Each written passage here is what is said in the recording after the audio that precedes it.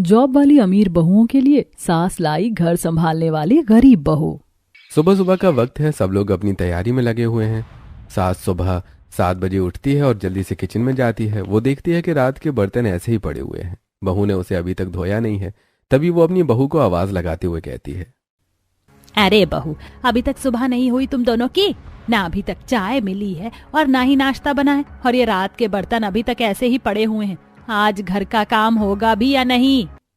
तभी बड़ी बहू वहां आती है और बोलती है, माँ जी, वो मैं कल रात देर से आई थी तो मैं देर से सोई, इसीलिए मैं सुबह देर से उठ रही हूँ और अभी मैं बहुत थकी हुई हूँ। मुझे वापस से ऑफिस भी जाना है, तो मैं तो अभी ये खाना वगैरह नहीं बना सकती। और आज तो बर्तन धोने की बारी नेहा की थी, नेहा ने अभी तक नहीं धोए बर्तन, तो इसमें मेरी कोई गलती नहीं है। तभी नेहा वहां किचन के पास खड़ी होती है और उन दोनों की बात सुनकर किचन के अंदर जाती है और बोलती है, तो क्या दीदी मैं फ्री बैठी रहती हूँ क्या? मुझे भी बहुत सारे काम होते हैं। सॉरी माँ जी, मैं बर्तन धोना भूल गई। वो मुझे भी बुटीक से कुछ ऑर्डर आए थे ना, तो मैं अपने काम में लगी हुई थी। मुझे अभी अर्जेंटली बुटीक जाना है, तो मैं तो अभी खाना नहीं बना सकती। वाह वाह वाह वाह, महारानिया, तुम लोगों के ही तो ऐश है। अपने काम से पल्ला झाड़ के चल दी तुम दोनों। यहाँ क्या काम करने का ठेका मैंने ले रखा है क्या? माँ जी, हम कमा भी तो आपके लिए ही रहे हैं ना। आपको ज्यादा परेशानी है तो आप काम वाली बाई रख लीजिए, वो कर देगी घर का सारा काम। अरे जाओ जाओ, तुम लोग अपने काम पर ध्यान दो, मुझे ज्ञान देने मत आओ बहू। मैं कर लूंगी सारा काम। काम वाली का क्या घर के सदस्य की तरह काम थोड़े ही करेगी। वो तो बस अपना काम निपटा के जैसे तैसे काम करके चली जाएगी। तुम लोग मुझे मत सिखाओ, अपना काम करो, समझी? अब ये तो आपकी प्रॉब्लम है। मैं जा रही हूँ, मुझे ऑफिस के लिए देर हो रही है। इतना बोलकर दोनों बहुएं वहां से चली जाती हैं और कमला देवी गुस्से से किचन का काम करने लगती हैं। वहीं दूसरी तरफ हम देखते हैं डाइनिंग टेबल पर ओम प्रकाश जी और उनके दोनों बेटे प्रशांत और आलोक उनके साथ ही बैठे हुए होते हैं और वो तीनों आपस में एक दूसरे को देखते हैं। लगता है आज भी हमें सुबह का नाश्ता नसीब नहीं होने वाला है।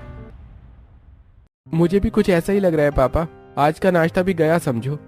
थोड़ी देर बाद कमला देवी ओम प्रकाश जी के पास आके बैठती हैं। मैं तो अब घर के काम कर करके थक गई हूँ। मुझसे अब ये सब काम नहीं होता, और इस घर की बहुएं अपने आगे इन्हें कुछ दिखता ही नहीं है। इन्हें तो बस खुद का काम और पैसा ही दिखाई देता है। अरे भाग्यवान, क्या हो गया? क्यों इतना गुस्सा कर रही हो? गुस्सा ना करूँ तो और क्या करूँ? इस घर का सारा काम तो मुझे ही करना पड़ता है। मैं क्या इस घर की नौकरानी हूँ? सुनिए जी, मुझे तो लगता है कि रवि की शादी भी अब जल्दी ही कर देनी चाहिए। अरे यहाँ अब शादी की बात कहाँ से आ गई? काम करने की बात से रवि की शादी का क्या कनेक्शन है? तो आप क्या चाहते हैं कि घर के सारे काम मैं ही करती रहूं क्या? मैं रवि की शादी करके इस घर में एक काम करने वाली बहू लाना चाहती हूँ। ऐसी लड़की आजकल मिलती कहाँ है? मिलेगी कैसे नहीं, मैं ढूंढ के ही रहूंगी। कमला देवी रवि के लिए गांव की गवार लड़की की तलाश में लग जाती हैं, जो बस घर के काम कर सके। कुछ दिन बाद उन्हें नजदीक के गांव की एक गैर गरीब लड़की के बारे में पता चलता है। कमला देवी उसे देखने उसके घर जाती हैं। आरती सादे कपड़े में कमरे में आती है और वो बहुत ही खूबसूरत लग रही होती है। बेटी, तुम्हारा नाम क्या है? जी, मेरा नाम आरती है। बहुत ही प्यारा नाम है बेटी। तुम्हें क्या क्या आता है? जी, इसे सारे काम आते हैं। सिलाई, कढ़ाई, बुनाई, ये सारे काम में निपुण है। अच्छा, इसे घर के सारे काम तो आते हैं ना? हाँ, इसे घर के सारे काम आते हैं। इसने 10वीं तक पढ़ाई की है। जी, ये तो बहुत अच्छी बात है। मुझे आपकी लड़की पसंद है। मैंने तय कर लिया है कि मैं इसे ही अपने घर की बहू बनाऊंगी। यह सुनकर आरती की मां बहुत ही खुश होती है और वो बेटी की शादी के सपने सजाने लगती है और मन में सोचती है, मेरी बच्ची ने बहुत दुख देखे हैं। अब लगता है भगवान ने मेरी दुआएं सुन ली हैं। अब मेरी बच्ची का जीवन संवर जाएगा। माँ, आप क्या सोचने लगी? कुछ नहीं, बस मैं आज बहुत खुश हूँ। मेरी बच्ची अब बड़े से घर की बहू बनने जा रही है। मुझे तो विश्वास ही नहीं हो रहा। पर माँ, वो हमारे जैसी गरीब से अपने बेटे का रिश्ता क्यों करना चाहती हैं? ये भी तो सोचो। बेटी, ये सब तू मत सोच। मुझे अपने भोलेनाथ पर पूरा भरोसा है। वो जो करेंगे अच्छा ही करेंगे। धीरे धीरे शादी का समय भी नजदीक आ जाता है और बहुत ही सिंपल तरीके से शादी संपन्न हो जाती है। आरती घर में प्रवेश करने के लिए गाड़ी से उतरती है और घर को देखते ही चौंक जाती है और मन में सोचती है, बाप रे, इतना बड़ा घर! ऐसे घर तो मैंने सिर्फ फिल्मों में ही देखे हैं। मैं यहाँ कैसे सब मैनेज करूंगी? आरती इतना सोच ही रही होती है कि तभी वहां उसकी दोनों जेठानी शालिनी और नेहा वहां आती है। ओ माय गॉड, ये माँ जी ने कैसी बहू ढूंढी है देवर जी के लिए। ये तो गांव की देहातन लगती है। इसका लहंगा तो देखो कितना ओल्ड फैशन है। अरे पागल, ये सब इसके सामने बोल के क्या फायदा है। माँ जी ने अपना दिमाग चला है और गंवार बहू उठा ले आई हैं। अब से हमारे बर्तन धोने की ड्यूटी खत्म। वाह, ये तो माँ जी ने बहुत ही अच्छा काम किया इस गंवार को बहू बनाकर। कमला देवी आरती की थाल लेकर वहां आती हैं और बहू का गृह प्रवेश करवाती हैं और बोलती हैं, बहू, अब से ये तेरा घर है, तुझे ही अब इस घर को संभालना है। मुझे तो पता है कि तू इस घर को अच्छे से संभाल लेगी। आरती ये सब सुनकर बहुत सोच में पड़ जाती है कि उसके साथ आगे क्या होने वाला है। ऐसे ही दिन बीत जाता है और दूसरे दिन सुबह 6 बजे नहाकर आरती किचन में जाती है तो उसकी सास वही चाय बनाने के लिए पानी उबाल रही होती है। वाह बहू, तू इतनी जल्दी उठ गई, ये तो बहुत अच्छी बात है। अब तो उठी गई है तो सबके लिए नाश्ता बना देना। तेरे ससुर जी और जेठ जी के लिए टोस्ट, दोनों बहुएं तो ओट्स खाएंगे और मेरे लिए थोड़ी सी खिचड़ी बना दे। मेरी तबीयत थोड़ी ठीक नहीं है तो मैं आराम करने जा रही हूँ। जी माँ जी, जब दीदी उठ जाएंगी तो सब काम जल्दी हो जाएगा, आप चिंता मत कीजिए। अरे वो दोनों कहाँ किचन में कदम रखती हैं, उन्हें तो अपने काम से ही फुर्सत नहीं मिलती। पर माँ जी, मैं ये सब अकेले। मेरी बच्ची, मुझे पता है कि तू ये सब कर लेगी। मैं एक गुणी बहू लेकर आई हूँ, तू मुझे निराश नहीं करेगी। जी माँ जी, मैं कर लूंगी।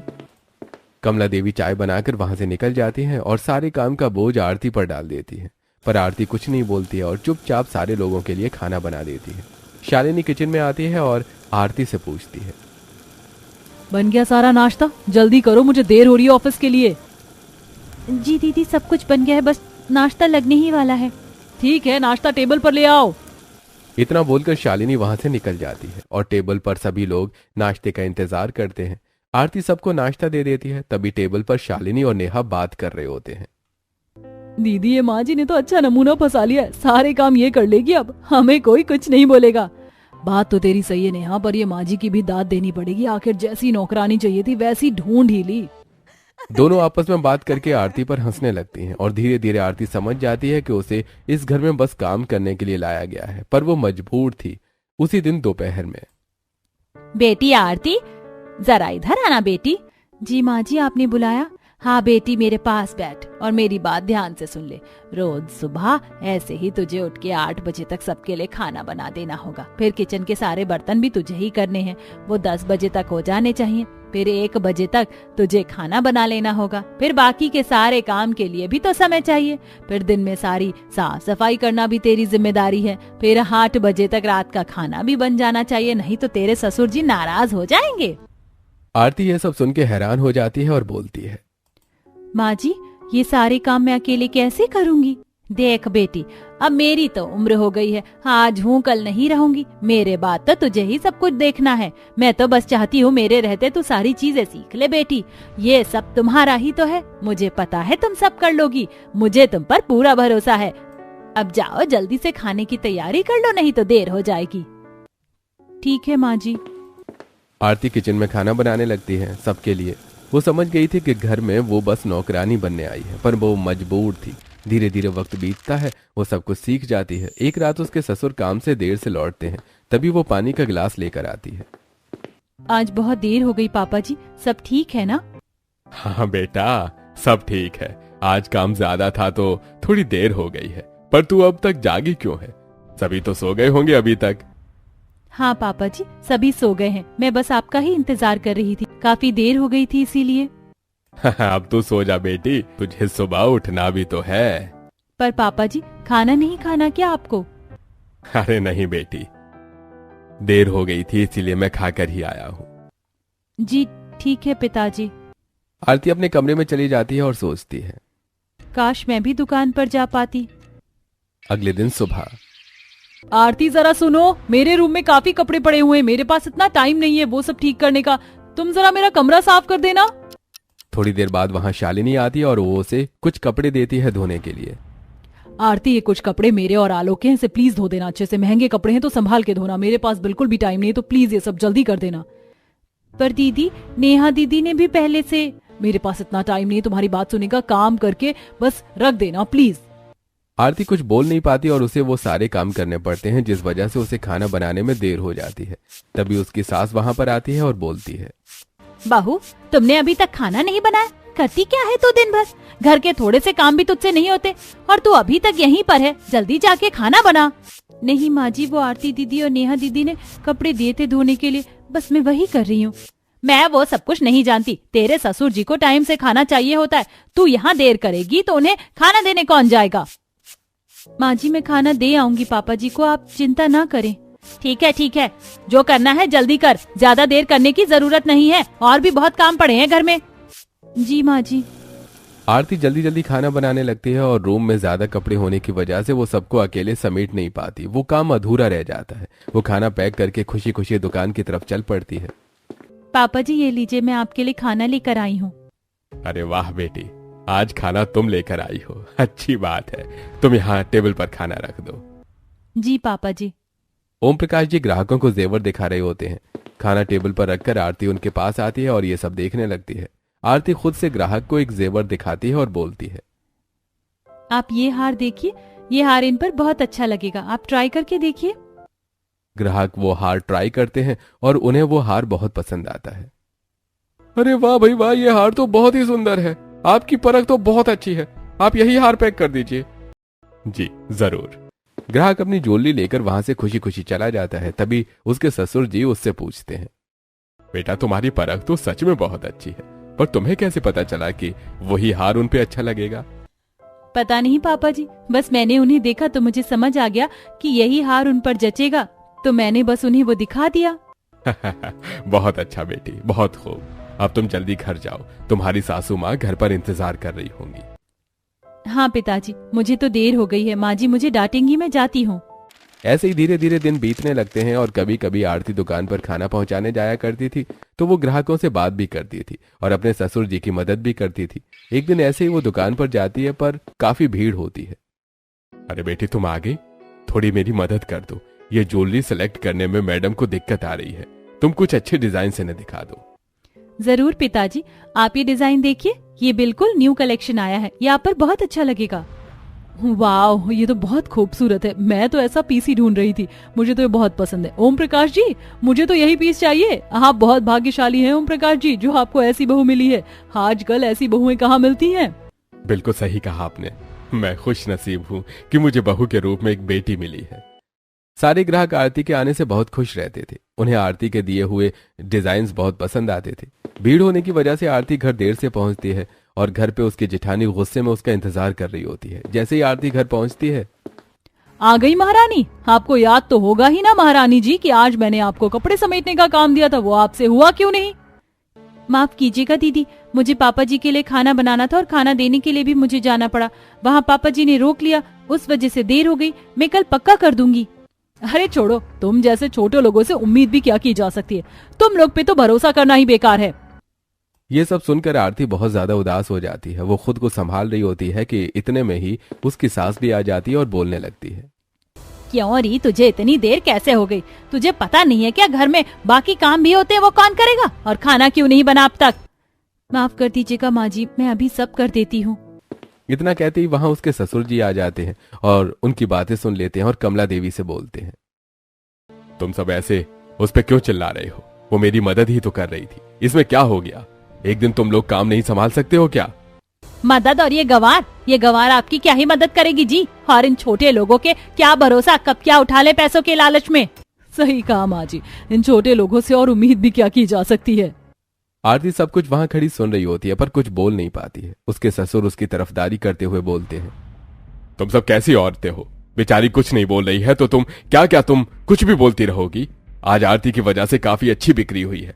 आज तक तुम लोगों ने तो मेरी मदद की नहीं, और अब जब आरती मेरी मदद भी कर रही है उसमें भी तुम सब उसे इतना सब सुना रही हो। ये शब्द सुनते ही सब हैरान हो जाते हैं और तभी नेहा बोलती है, पर ऐसा कैसे हो सकता है पापा जी? ये गवार आपकी क्या ही मदद कर पाएगी? ऐसा हुआ है बहू, तुम लोगों से तो बहस ही करना बेकार है। इतना कहकर ओम प्रकाश जी अपने कमरे में चले जाते हैं और आरती रोते हुए किचन की तरफ जाती है। और ये सब बातें सुनकर कमला देवी सोचती है, ये लड़की हमारी दुकान में कदम रखना चाहती है। अगर इसके भी पैर घर के बाहर निकले तो घर के सारे काम मुझे ही करने पड़ेंगे। इस लड़की का तो कुछ करना पड़ेगा। कुछ दिन बीत जाते हैं और घर के सारे काम खत्म करके आरती खाना पहुंचाने के बहाने फिर दुकान की तरफ जाने लगती है। तभी उसकी सास उसे रोकती है और उससे पूछती है, अरे बेटी, कहाँ जा रही हो डब्बा लेके? माँ जी, वो मैं पापा जी को खाना देने जा रही हूँ। ला बेटी, ये डब्बा मुझे दे दे, मैं ये डब्बा दे आती हूँ उनको। अभी रूम में काफी काम पड़ा है, जाले लग गए हैं, बहू तू उसे साफ कर दे। जी ठीक है माँ जी। आरती चुपचाप काम करने लग जाती है, पर उसका ध्यान बार बार दुकान की तरफ जाता था। एक दिन फिर से आरती ने दुकान जाने की कोशिश की, फिर उसे उसकी सास रोक लेते हैं।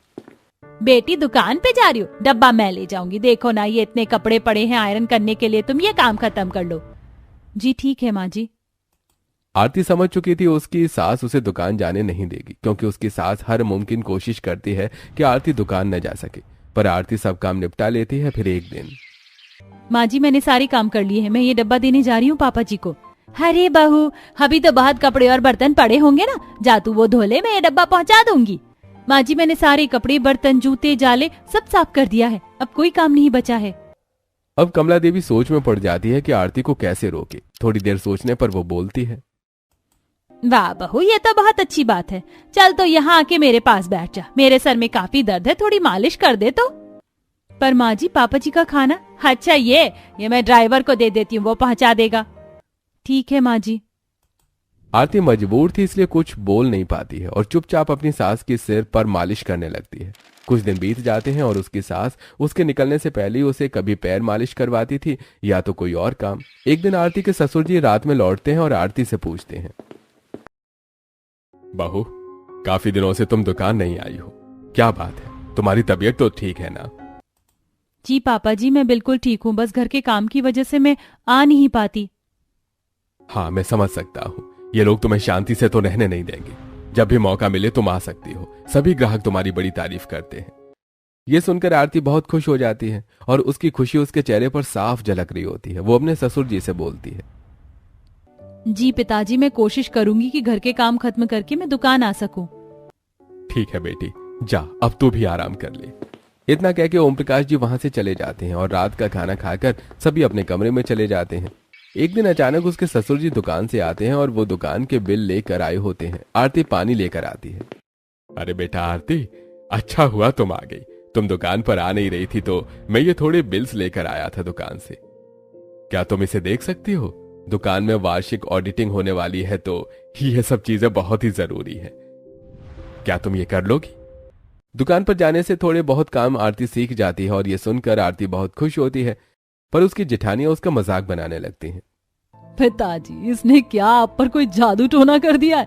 इस गवार को कहाँ ही ये सब बिल्स वगैरह दे रहे हैं? इसके हाथ में तो बस बेलन और करची अच्छे लगेंगे, दुकान के बिल्स नहीं। इसे तो पढ़ना भी नहीं आता होगा।